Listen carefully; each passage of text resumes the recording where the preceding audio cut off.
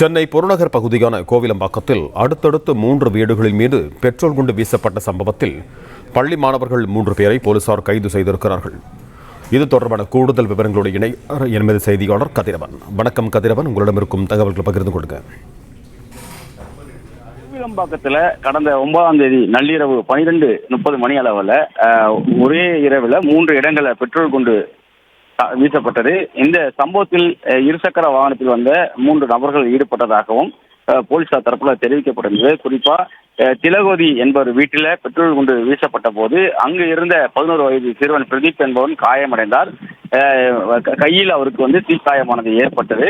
இது தொடர்பாக சிசிடிவி காட்சிகளை வைத்து 3 தனிப்படைகள் அமைத்து மடிப்பாக்கம் போலீசார் தீவிரமாக விசாரணை மேற்கொண்டதில் சிறுவர்கள் 17 வயதுக்குட்பட்ட சிறுவர்கள் 3 பேர் கைது செய்யப்பட்டிருக்கிறார்கள். நேற்று ஒருவரும் இன்று அதிகாலை 2 பேரும் கைது செய்யப்பட்டிருக்கிறார்கள்.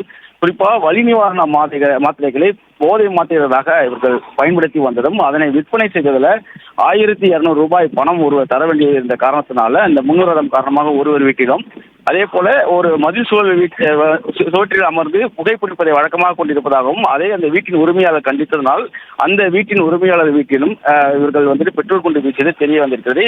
இதே போன்று 3 காரணங்களுக்காக வெவ்வேறு காரணங்களாக ஒரே இரவில் போதையில இது போன்று அவர்கள் இந்த பெட்ரோல் குண்டு வீச்சு சம்பவத்தில் ஈடுபட்டதும் விசாரணையில் கண்டுபிடிக்கப்பட்டிருக்கிறது. 3 பேரிடம் தற்போது விசாரணை நடத்திய நிலையில் மேலும் ஒருவரை போலீசார் தேடி வருவதாகவும் தெரிவிக்கப்பட்டிருக்கிறது. 3 பேருமே 18 வயதுக்குட்பட்ட இளம் சிறார்கள் என்றும் படிக்கக்கூடிய மாணவர்கள் என்பதையும் காவல்துறையினர் தரப்புல தெரிவிக்கப்பட்டிருக்கிறது. யார் என்ற போட்டியிலும் அதே போல வலி நிவாரண மாத்திரைகளை போதை மாத்திரைகளாக பயன்படுத்தி அதனை விற்பனை செய்த பணத்தை தரவில்லை என்று கூறி இந்த பெட்ரோல் குண்டு வீச்சு சம்பவம் நடைபெற்றிருப்பதாகவும் காவல்துறை தரப்புல தெரிவிக்கப்பட்டது. தொடர் விசாரணை நடைபெற்று வருவதாகவும் காவல்துறையினர் தெரிவித்திருக்கிறார்கள்.